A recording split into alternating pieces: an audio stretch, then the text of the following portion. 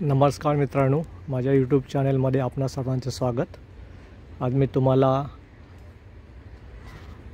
अळू या रानभाजी विषयी माहिती देतोय। या ठिकाणी बघा, अळू जे आहे ते पावसाळ्यामध्ये खूप मोठ्या प्रमाणामध्ये अळू ज्या ठिकाणी दलदलची जागा असेल किंवा ओसाड जागा असेल अशा ठिकाणी उगवते। आणि या ठिकाणी जर तुम्ही बघा, एक एक पान अळूचं जे आहे ते किती मोठं आहे, पसरट, आणि त्याच्या हा मुख्य वरचा पृष्ठभाग आहे। या पृष्ठभागावर ही मध्यशीर, या ठिकाणी एक मध्यशीर, या ठिकाणी एक मध्यशीर, आणि नंतर त्याच्या उपशिरा आपल्याला पाहायला मिळतात। ज्यावेळेस या पानाच्या पृष्ठभागावर पाण्याचे थेंब पडतात त्यावेळेस आपल्याला एक त्याचे नयनरम्य दृश्य पाहायला मिळतं। या ठिकाणी आपण पाहू शकता, पानाच्या पृष्ठभागावर हे पान टाकलं की हे मोतीबिंदूसारखे हे भाग दिसतील तुम्हाला। या अळूच्या पानाचे बरेचसे आरोग्यदायी फायदे आहेत। विशेष करून हे अळूचं पान जे आहे ते आरोग्यवर्धक आहेत। भाजी तयार करण्यासाठी, त्याचप्रमाणे अळूवड्या करण्यासाठी आपल्याला या अळूच्या पानाचा मोठ्या प्रमाणामध्ये उपयोग केला जातो। बाजारामध्ये सुद्धा अशा प्रकारची अळूची पानं जी आहेत ती जोडीने आपल्याला विकत घेता येते। याच्यामध्ये आपल्याला या पानापासून vitamin A, vitamin B, vitamin C, calcium, fibres, त्याचप्रमाणे आणखी काही बरेचसे घटक, खनिजयुक्त घटक या भाजीमधून आपल्याला मिळतात। आरोग्याला ते पोषक असतात। बऱ्याच वेळा मोठ्या प्रमाणामध्ये ज्यांना सांधेदुखी असते अशा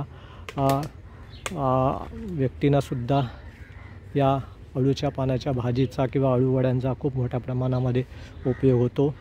म्हणजे हे सर्रास ही जी भाजी जी आहे ती आरोग्यासाठी मोठ्या प्रमाणामध्ये वापरली जाते। परंतु ज्यावेळेस या अळूच्या पानाचे ज्यावेळेस भाजी किंवा अळूवडी तयार केली जाते त्यावेळेस त्याच्यामध्ये एक महत्त्वाचे खनिज घटक असतात, म्हणजे कॅल्शियम ऑक्झलेट हे घटक असतात सुईच्या टोकासारखे।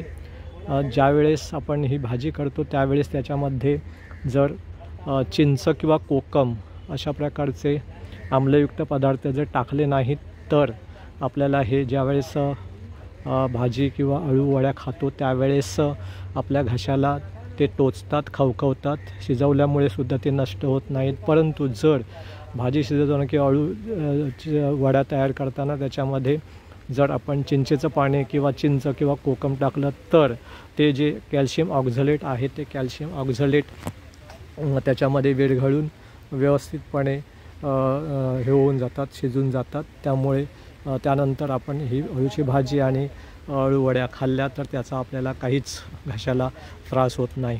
त्यामुळे पावसाळ्यात जास्तीत जास्त प्रमाणामध्ये ह्या अळू झाडं जी आहे ते मोठी वाढतात। या ठिकाणी बघा किती मोठ्या प्रमाणामध्ये या जागेमध्ये ही अळूची पानं जी आहेत ती उगवलेली आहेत। त्याचं खोड जे आहे ते खोड अशा प्रकारचे थोडंसं काळपट निळसळ असते। हे बघा, एका कंदयुक्त त्याची मुळं असतात आणि मऊ जागेमध्ये जास्तीत जास्त ही अळूची झाड जी आहे ते वाढतं। जास्तीत जास्त 4 ते 5 फूटपर्यंत याची वाढ होते। या देठांचा सुद्धा आपल्याला भाजी तयार करण्यासाठी उपयोग होतो। असे आणखी तुम्हालासुद्धा या अळूचं महत्त्व माहिती आहेच, परंतु मी माझ्याकडे जी माहिती आहे ती माहिती तुमच्यापर्यंत पोचवण्याचा प्रयत्न करतो। याच्यामध्ये जर काही आणखी असेल तर त्याच्यामध्ये तुम्ही ॲड करा। धन्यवाद।